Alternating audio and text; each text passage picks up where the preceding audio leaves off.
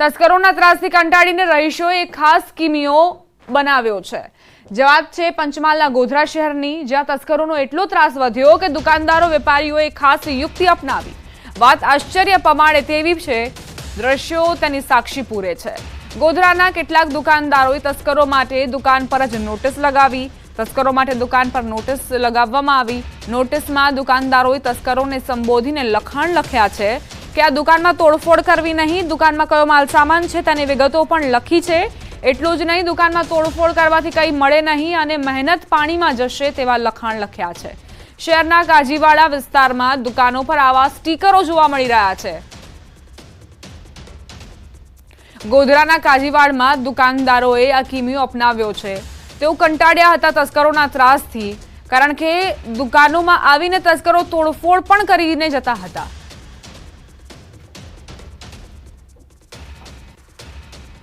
हाल अपने गोधरा शहर खास कहवाता सोनीवाड़ काजीवाड़ा विस्तार में आपने दृश्यों बताईश। आपने दृश्यों जोईने कदाच नवाई पण लागशे। हूँ आप तरफना दुकानों दृश्य बताईश। अहींया चोरीनो उपद्रव होवाथी वेपारीओ द्वारा चोरोने पण एडवांस में जणावी देवामां आव्युं छे अने स्टीकर लगावी देवामां आवे छे, सूचना लगावी छे। चोरी करनार भाईओ माटे जाहेर सूचना, आ दुकान पर तमने शेम्पू, क्लीनर, लाकडाना वेर सिवाय क्यांय मळे नहीं, एटले मेहरबानी करी दुकाननुं ताळुं तोडवानो प्रयत्न ना करता, तमारी मेहनत पाणीमां जशे। आ प्रकारना जे दृश्यो छे એ કેટલીક દુકાનોના શટરો પર જોવા મળી રહ્યા છે, ત્યારે ચોરોને પણ સતર્ક કરતા વેપારીઓ હાલ ગોધરામાં જોવા મળી રહ્યા છે। રાજેશ જોશી, ન્યૂઝ 18 ગુજરાતી, ગોધરા, પંચમહાલ।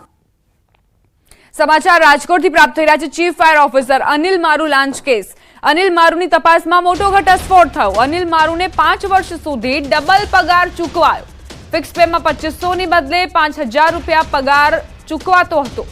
2009 માં ઉંમર પૂરી ન હોવાથી 2014 માં કરાર થયો હતો। 2015 માં અનિલ મારુને કાયમી કરાયા હતા। તો અનિલ મારુને 5 વર્ષ સુધી આખરે કેમ ડબલ પગાર ચૂકવાયો તે એક મોટો સવાલ છે। 2500 ની બદલે તેને 5000 પગાર અપાતો હતો। 2009 માં ઉંમર પૂરી ન હોવાથી 2014 માં કરાર થયો હતો।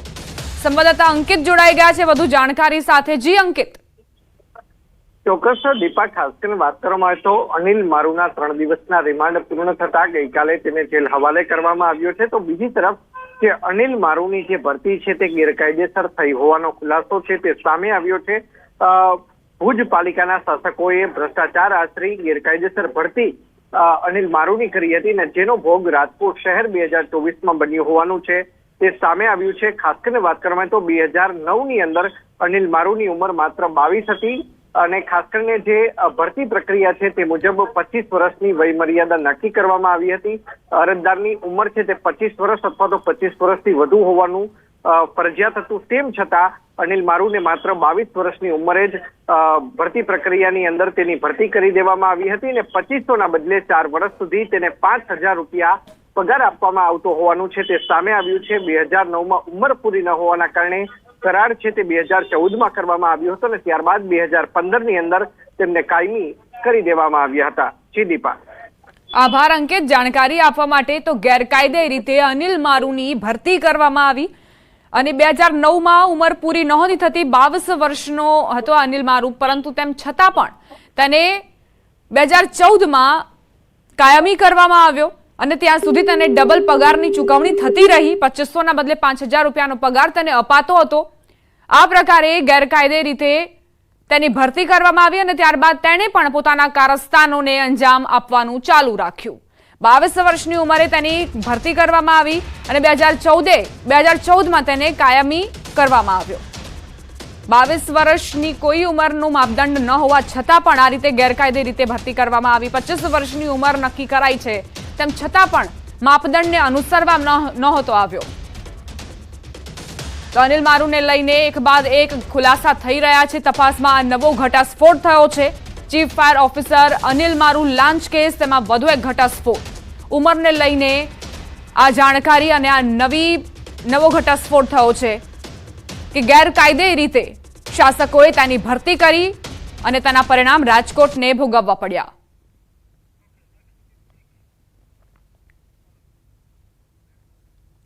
શિક્ષક બાદ હવે આરોગ્ય કર્મચારી વિદેશમાં। બનાસકાંઠાના 2 આરોગ્ય કર્મી ચાલુ પગારે વિદેશમાં। જિલ્લાના 2 પ્રાથમિક આરોગ્ય કેન્દ્રની ઓફિસર ચાલુ પગારે વિદેશમાં હોવાનો ઘટસ્ફોટ થયો।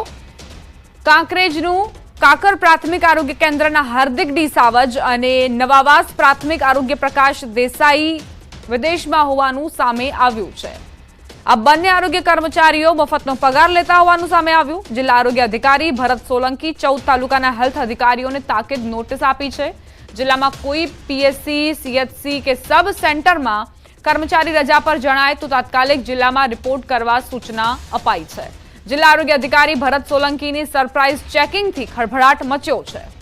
તો અત્યાર સુધી જે શિક્ષકો વિદેશમાં હતા તેમને લઈને એક બાદ એક ઘટસ્ફોટ થતા રહ્યા। સરકારે જે મુહિમ ચલાવી તેની અસરો પણ દેખાઈ, પરંતુ હવે આરોગ્ય કર્મચારી, બે આરોગ્ય કર્મચારી વિદેશમાં બેઠા છે તેમ છતાં પણ પગાર ખાઈ રહ્યા છે। આરોગ્ય કેન્દ્રમાં શું નથી કરવામાં આવતી તપાસ, તે એક સૌથી મોટો સવાલ। સંવાદદાતા કિશોર તુવર જોડાઈ ગયા છે વધુ જાણકારી સાથે। કિશોર, આ તો તપાસ કરાઈ અને બે અધિકારીઓ, બે જે આરોગ્ય કર્મચારીઓ છે તેમની ગેરહાજરી સામે આવી, પરંતુ બની શકે કે જિલ્લામાં આવી જ રીતે અન્ય પણ કર્મચારીઓની ગેરહાજરી હોય। ચોક્કસથી દીપા, બનાસકાંઠા જિલ્લામાં શિક્ષકો બાદ હવે આરોગ્યના કર્મચારીઓ પણ વિદેશમાં હોવાના જે ઘસફોડ થયો છે અને બે આરોગ્ય કર્મચારી છે, એક છે કાંકરેજ તાલુકાના કાકર પ્રાથમિક આરોગ્ય કેન્દ્રના હાર્દિક ડી સાવજ જે ઓસ્ટ્રેલિયા હોવાનું સામે આવ્યું છે અને બીજા છે નવાવાસ પ્રાથમિક કેન્દ્રના આરોગ્ય કેન્દ્રના પ્રકાશ દેસાઈ, તે પણ વિદેશમાં હોવાનું સામે આવ્યું છે। અને આ સમગ્ર મામલો ત્યારે ખુલ્યો જ્યારે જિલ્લા આરોગ્ય અધિકારી ભરત સોલંકી દ્વારા તપાસ કરવામાં આવી અને તપાસ બાદ આ સામે આવ્યું કે જે બે કર્મચારીઓ છે તે બંને વિદેશમાં છે અને આ બંને કર્મચારીઓ સામે કાર્યવાહી હાથ ધરાઈ છે। તે ઉપરાંત જિલ્લામાં કોઈ પીએચસી, સીએચસી કે સબ સેન્ટરમાં કોઈ કર્મચારી રજા પર હોય તો તાત્કાલિક રિપોર્ટ કરવા 14 તાલુકા હેલ્થ ઓફિસરોને પણ જાણ કરવામાં આવી છે અને જે આ આરોગ્ય કર્મચારીઓ છે તેમનો કોન્ટેક્ટ કરવાની પણ અત્યારે કોશિશ આરોગ્ય વિભાગ દ્વારા કરવામાં આવી રહી છે। ત્યારે મહત્વની વાત તો એ છે કે જે નવાવાસ પ્રાથમિક આરોગ્ય કેન્દ્રના જે પ્રકાશ દેસાઈ જે છે તેમને રાજીનામું મોકલ્યું હતું, પરંતુ હજી સુધી તેમનું રાજીનામું સ્વીકારવામાં નથી આવ્યું, એવી વાત પણ સામે આવી રહી છે। ત્યારે કાકર પ્રાથમિક આરોગ્ય કેન્દ્રના હાર્દિક ડી સાવજ। આભાર કિશોર, જાણકારી આપવા માટે।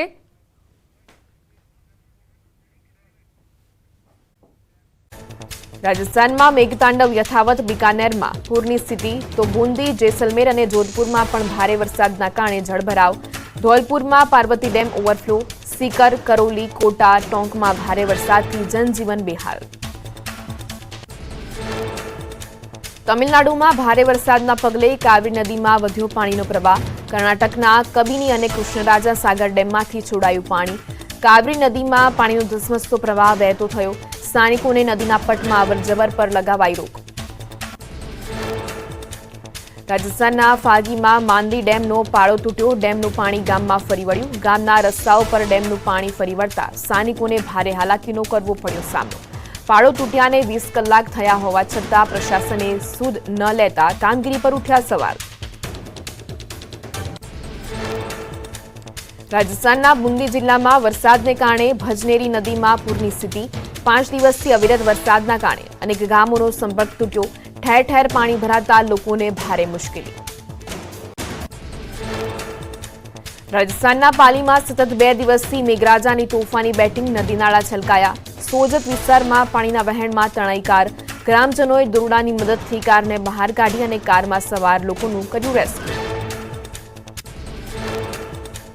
બિહારના ભાગલપુરમાં ગંગા નદીમાં પૂર, નદી પર બની રહેલો બ્રિજના પિલર નદીમાં ધરાશાયી। સતત ત્રીજી વખત ધરાશાયી થયો આ બ્રિજનો સ્લેબ।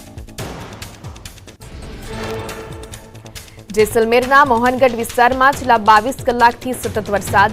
ભાટ બસ્તી, ભીલ બસ્તી, રામપુરામાં પૂર જેવી સ્થિતિ। પ્રશાસને વિસ્તારને ખાલી કરાયો। રામપુરાના નીચાણવાળા વિસ્તારોમાં ભરાયા પાણી। રાજસ્થાનના પોખરણમાં આ વર્ષે વરસાદે છેલ્લા 28 વર્ષનો રેકોર્ડ તોડ્યો। સારા વરસાદથી જળાશયો અને નદી નાળાઓમાં નવા નીર આવ્યા। સાલમસાગર તળાવ ભરાતા સ્થાનિકો ખુશ। પોખરણમાં મહિનામાં જ રેકોર્ડ બ્રેક 19 ઇંચ વરસાદ નોંધાયો। રાજસ્થાનના સરહદી જિલ્લા શ્રીગંગાનગરમાં પડ્યો મુશળધાર વરસાદ। શહેરના રસ્તા થયા પાણી પાણી। સતત વરસાદથી વાતાવરણમાં પ્રસરી ઠંડક। સારા વરસાદથી ખેડૂતોના પાકને મળશે જીવતદાન। આસામના શિવસાગરમાં દિચાંગ અને દિયાર નદીના પૂરે વેર્યો વિનાશ, સેંકડો હેક્ટર જમીનમાં પાક બરબાદ, શાળાઓ આરોગ્ય કેન્દ્રોમાં પૂરના પાણી યથાવત. આસામના દિબ્રુગઢમાં પૂરના પાણીથી અનેક ગામ તબાહ, ગ્રામજનો હજુ પણ પોતાનું ઘર છોડીને આશ્રયસ્થાનો અથવા ઊંચા મેદાનમાં રહેવા માટે મજબૂર. વિસ્તારમાં હજુ પણ પાણી અને ખોરાક માટે હાલાકી. બિહારના ભાગલપુરમાં ગંગા નદીનું જળસ્તર વધ્યું, સુલતાનગંજમાં નમામી ગંગે ઘાટ ડૂબ્યો, નમામી ગંગે ઘાટની ચારે બાજુ પાણીનું સામ્રાજ્ય, ઘાટથી મુખ્ય માર્ગ સુધી ગંગા નદીનું પાણી ફરી વળતા શ્રદ્ધાળુઓને પડી હાલાકી. રાજસ્થાનના ટોંક જિલ્લામાં ભારે વરસાદના પગલે બિસલપુર ડેમમાં પાણીની આવક વધી, બિસલપુર ડેમની જળસપાટી વધતા ડેમના દરવાજા ખોલી નદીમાં છોડાયું પાણી. આસપાસના ભીલવાડા, અજમેર, ચિત્તોડગઢના ગામોમાં અપાયું એલર્ટ. કાજલ હિન્દુસ્તાનીની મુશ્કેલીમાં ફરી વધારો, મોરબી કોર્ટે ગુનો નોંધવા કર્યો હુકુમ, પાટીદાર સમાજની દીકરીઓ પર ટિપ્પણી મુદ્દે કરાઈ હતી અરજી. હાઈકોર્ટની ફટકાર બાદ એએમસી જાગી, અમદાવાદમાં ગેરકાયદે ખડકાયેલી 14 ટ્રાવેલ્સની ઓફિસ સીલ કરાઈ, બહારના રાજ્યોની ટ્રાવેલ્સ બસો રોડ પર પાર્ક કરતા કાર્યવાહી, ગેરકાયદેસર બનાવેલા ઓટલા પર પણ દૂર કરાયા. ગીર સોમનાથમાં આશા વર્કર બહેનોએ કર્યો હતો અનોખો વિરોધ, મુખ્યમંત્રી ભૂપેન્દ્ર પટેલને રાખડીની ભેટ મોકલી લઘુત્તમ વેતનની કરી માંગ. ભાવનગરમાં ફાયર કર્મચારીઓને રહેવા માટે બનતી બિલ્ડિંગમાં આવી ભ્રષ્ટાચારની ગંધ, બિલ્ડિંગની નબળી ગુણવત્તા મુદ્દે ઓડિટ રિપોર્ટમાં થયો ખુલાસો, 3 કરોડ અને 34 લાખના ખર્ચે બનતી બિલ્ડિંગ તોડી પાડવા અપાયો આદેશ, ફરી નવું બનાવાશે બિલ્ડિંગ. એએમસીના કોન્ટ્રાક્ટર ટીડીઓ રાજેશ પટેલ આવ્યા વિવાદમાં, રાજેશ પટેલે અચાનક રાજીનામું આપી દેતા ઉઠ્યા અનેક સવાલ. ચાંદોડિયાની એક સાઇટ પર કન્સ્ટ્રક્શન માટે રજા ચિઠ્ઠી આપતા પદાધિકારીઓ સાથે થઈ હતી ઉગ્ર બોલાચાલી. હીરા ઉદ્યોગમાં મંદી વચ્ચે 7મ 8મનું વેકેશન પડતા રત્ન કલાકારોની સ્થિતિ કફોડી, વેકેશનનો પગાર આપવા રત્ન કલાકારોએ કરી માંગ, નાયબ શ્રમ આયુક્તને લેખિતમાં કરી રજૂઆત. ધોરાજીમાં યુરિયા ખાતરની અછત સર્જાઈ, ખેડૂતો ધરમના ધક્કા ખાવા મજબૂર, યુરિયા ખાતરના પૂરતા જથ્થા માટે ખેડૂતોએ કરી માંગ.